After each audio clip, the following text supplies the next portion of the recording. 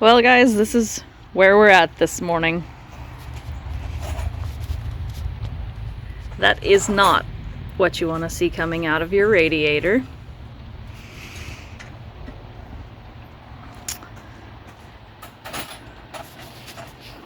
Ryan, you want to give us a little backstory on how we ended up right here? We have oil in our antifreeze. We don't know why. Obviously, it's either the oil cooler or the head gasket. So we're tearing into the oil cooler now. But yeah, long story short, you saw us do all the engine work up in Maine. We've put probably 5,000 miles on it since we put the new head on. So I'm suspicious that it's the head gasket because it's new, but also spent 5,000 miles and hauled the camper. We were just tooling along, no pushing it, no work, no anything, just empty. And noticed it smelled like burning oil, pulled over, and it was pushing oil out of the overflow, and the engine was almost empty. So that's where we're at. We're just tearing into it to see what we can find. All right, so we're back. You saw the milkshake under the hood of the truck. We haven't completely torn it apart yet. We don't know exactly what's going on, but you'll see that in the end of this video. We are going to make sure that we will know what the problem is, and we'll explain to you the resolution. We have talked to a diesel mechanic, one I kind of trust a lot, a couple of them actually, one up in Maine, a friend of mine, and one up in Canada. They both agreed that the lack of a hot retorque is probably the problem, because the head stud doesn't stretch like a bolt, so when the gasket settles, the studs basically loosen up. So yeah, that's where we're at on the Dodge. And then Sue is going to talk a little bit about where we've been. It's been kind of a crazy 6 months block for us. Yeah. I mean, you guys saw us frantically working on the Dodge. We got it painted. We got all the decals on it and everything. We did some work on the camper. Yeah, a little bit of work on the camper, and then we kind of vanished off of YouTube for a while. It was a really busy summer up in Maine, partially because of the plans that we're making for this coming summer, which might not include going back there. So we'll talk a little bit more about that here in a minute. But let's talk a little bit about our trip down from Maine to Florida this year. We ended up going out through Ohio to visit with one of our distributors Out into for Amish country. our day job, and then that led us down into Kentucky, and we got to spend a little bit of time there. We did a kayak trip through a limestone mine that was really neat, and then we got to Florida. And we had a few problems once we got to Florida. We've had that 2011 Chevy Malibu that we've been driving for about the last 4 or 5 years. And really low mileage car. It had 92,000 miles on it when we got down here. We'd been here, maybe like 2 Probably weeks, 2 weeks. and we were running a bunch of errands, and we were out on Highway 40 here in Ocala, and it went to shift into third gear, and it was neutral. So we shifted the shifter into what they call manual mode in the automatic, and I bumped into fourth gear with the button, and it took back off.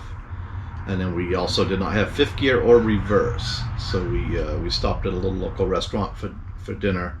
We came out, those gears sort of worked, so we came home, we flushed the transmission out really well. Yep. Everything seemed pretty good, but we were still, of course, very suspicious of the fact that it would not last. Yeah, at this point we hadn't really done a ton of research on it. The fluid looked really black, so we'll change it. Sue wanted to go to a swap meet, Brown's Junk in the Trunk, and we got maybe 10 miles from here, and it lost third gear again. Yeah. So I'm like, well, I'll just shift it manually. We'll keep going. And we got about 30 miles from here, and it lost everything except for first gear. Now we had no reverse, no nothing. It was physically locked in first gear. So if you've ever wondered, a 2011 Chevy Malibu will do about 42 miles an hour in first gear if you really want it to. Not particularly comfortably, but it will if you have to in a bind. So we had sort of already decided at that point that if and when the Malibu was no longer functional, we would look for a slightly different choice of vehicle, because this actually goes way, way back. A couple of years ago when we first got the car, it had a few transmission problems. He redid some of the solenoids in the transmission, and that fixed it for a long time, about 4 or 5 years, like I said, that we had it. But neither of us were super fond of the car. It made me a little bit nauseous because of how it drove if I was in the passenger seat. Very, very floaty on the suspension. So yeah. So it just wasn't our favorite car. So we knew for the price of fixing a transmission, which we didn't expect to be quite as much as it was, but we did look that up. It was somewhere in the $4,000 to $6,000 range to get a rebuilt transmission put into it. So we decided we would rather have something that was a little fun to go play in the forest around here, so we bought a 2000 Jeep Wrangler. It came with its whole host of used car issues. But we'll save that for a video. Yeah. We'll do a whole video on that. It's a pretty cool little Jeep though. Lady here in town had it, and she put a lot of effort into making it a fun woods buggy to go out in the sand. Got a winch and stuff on it, but needed a little love to be highway suitable. So we'll talk about that, as he said, in a later video. Right now we're focusing on the Dodge and its menagerie of our plans. Fun. You know what? One of the things we did in Maine last summer or this summer, I lose my seasons because we come to Florida in the winter, but it's warmer in Florida than it is in Maine. So I feel like it's summer and we winter in Maine, but we really don't. So it's very confusing for me. But our plans caused us to probably work a little harder in Maine. So some of the things we did in Maine was, we plasticed over all of our gardens with black plastic. We had a lot of fun with friends this summer. We had a weekly cookout at the house every Wednesday night. Anybody who wanted to show up could. We just spent a lot of time enjoying our friends in our location in Maine because we don't plan to go back to Maine next summer. So right now, as it stands, our plans, which are pretty loose, but we're going to leave here April-ish and head out to Arkansas to go to the only public diamond mine in the U.S.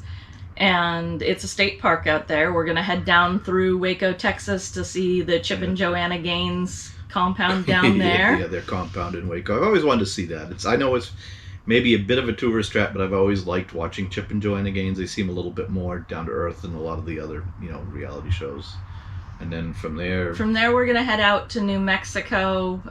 See if we can find an alien or two. Yeah, check for aliens. Go through Utah, Arizona, Nevada. Kind of go see the desert sites out that way. We got to get the Dodge stuck in Sand Hollow so we can get Matt's Off-Road Recovery to come pull us out so we can get a shirt. That is his life goal. But no, seriously, we are going to. There's a lot of trails out there in Utah there's different ratings on the trails. So there's a handful of trails that look like they'll be a lot of fun that the Dodge is plenty capable of. They're not really trails, they're dirt roads, but they call them a trail. We'll keep it nice and easy. Yeah, there's Tokerville Falls, looks like a fun one. So a lot of that, and I guess that's our plan. We don't really have a plan after that other than maybe swing up into Washington State and come back across. But with that said, the channel is really we've historically done some homesteading stuff and a lot of how-to videos, and we'll continue to do the how-to stuff as the opportunity arises. But we'll probably do more of like a weekly blog style, I guess, or maybe even more than weekly, because as we travel out there, I'm sure there's going to be a lot of cool things. Our goal, hopefully we can do some campground reviews of a lot of the state parks we plan to stay at. Things like that. So you're going to see a lot of that. We toyed with changing the name of the channel to something that is more indicative of what we're doing for the next year or two. So if you have a suggestion, put it down below. But at the moment, we're leaning towards just keeping it the same. Yeah. Y'all kind of know what we do here. It's sort of a menagerie of solar travel, homestead. A little bit of everything, yeah. The dog. The dog is doing great, by the way. She turns 18 next month. Yep. Yeah, we'll have a video of her birthday party. We'll do something for that. But yeah, when we come back to the Dodge, we're getting ready to go out and tear it apart this morning and see what we can find. And like I said, they'll definitely bring you guys back when we get it apart and show you what we found.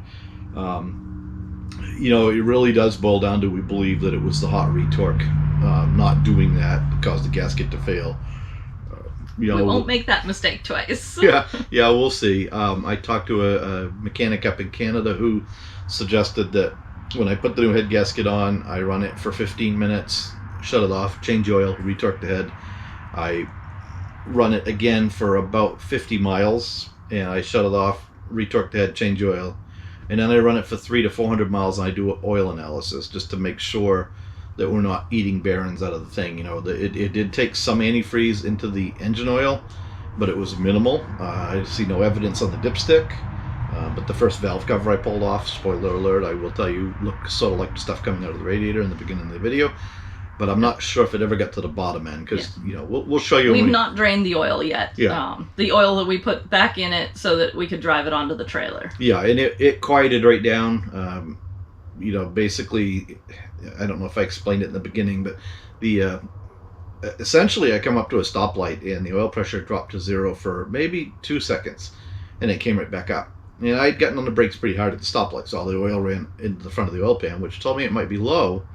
Then I had a faint smell of burning oil. So I said, well, as soon as we get through the light, I'm going to pull over in the grass up here on the side of the road and we'll open the hood and look at it. And about third gear, just getting up to speed to get out of traffic and get over, it started to tick a little. And I looked down and the oil pressure it was dropping, and it dropped to 0. So I immediately shut it off and coasted off the road. So I feel like we didn't run it long enough without oil pressure to hurt anything. But we did dump a gallon of oil in it, fired it up. It ticked for a few minutes in the, in the lifters, not lifters, the rocker arms, and quieted right down as soon as I got oil pressure. And we drove it off the trailer here into the garage, and everything sounds, fine. So we're very optimistic. So I guess, yeah, that's kind of our plans. Why don't we run out back and see if we can tear this thing apart and show you what we found. And also a big thank you to 2 sets of our friends from Maine, both of which were down here, and one of which loaned us their trailer to go get the Dodge, and the other who hooked his truck right up to that trailer and went and picked it up. So we've got great friends. We're super lucky to have them. So we'll catch you out back. So here we are. You guys have seen the beginning of the video where Sue showed you the milkshake coming out of the radiator. You heard us sitting on the couch talking about our, what's happened with our vehicles. So we won't go any deeper into that. But we've finally gotten the ambition to pull the head off in Dodgy. And we know what the problem is. If you come in and look, these are your cylinders, of course. And this is what I call it a fire ring on the gasket. That can be confusing because you can actually put a fire ring in these, which is a whole different thing. But you can see where it blew out right here. See where it pushed the gasket all out, and it blew out right there, blew out here, and it blew out there. Now that is kind of hard to show you on this gasket now because of the mess, but this hole right here is oil. So the oil comes up through the block into the head, up through the rocker arm. This hole over here is antifreeze, and this is of course a bolt. So it blew through into the bolt, and if you look at the bottom of the gasket, I don't know if you guys can see that on camera, but it actually inflated the gasket. You can see the wrinkles and see the belly right there. I don't know if I can push that down. You guys can see it. But there's a belly, and it actually inflated the gasket where it pressurized the gasket. So, yeah, I don't know if it's because it's an aftermarket gasket, if it's because we didn't do a hot retort, or too much boost. I don't think it's too much boost because I don't think we ever saw over 30, 35 pounds of boost. So my guess is probably it was a lack of a hot retort or a cheap gasket. Cummins gasket should be here tomorrow. Today is Thursday. The brand new oil cooler is in the house. I bought that too, even though we probably don't need it. And we're going to put this together and get it running. So I think we'll wrap this video up here, and then we'll bring you guys back and do a follow-up once we get it running and put a few miles on it. It did lose oil pressure, as we mentioned, just for maybe 15 seconds. As soon as it lost oil pressure, I heard the lifters rattling a little, all the rockers. I immediately shut it off, coasted off the side of the road. It's got very little antifreeze in the oil, but it's got a lot of oil in the antifreeze. So I'm actually really hopeful the engine is fine. The cylinders still look amazing. You guys probably can't see it on camera, but there's still cross hatches all through the cylinders. We changed the oil in it to put it, when we got it back. I didn't change it, we just filled it up full of oil so we could drive it on the trailer as we talked about. Sounds real good, so we're going to go for broke and put a gasket on it, and worst comes to worst, we're going to buy a industrial injection short block and make sure that head is still good and flat, and we're going to put a brand new engine in it. But we're going to give this one a try. I want to try to get 500,000 miles out of this engine, but I also don't want to do this very often. This isn't a ton of fun. It wouldn't be really fun at all on the side of the road between here and New Mexico. Is we told you what our plans are there, so kind of would like to have it fairly stable for that trip. The good news is we're headed towards industrial injection. We're headed towards power-driven diesel. We're headed towards all of those things. Merlin's old school garage. There's a lot of potential out there if we have problems. So I'll just make sure my bank account is full, and if we have a problem, we'll drive it in, get a rental car, and say fix it. Anyways, thanks for watching, guys. Don't forget to like and subscribe.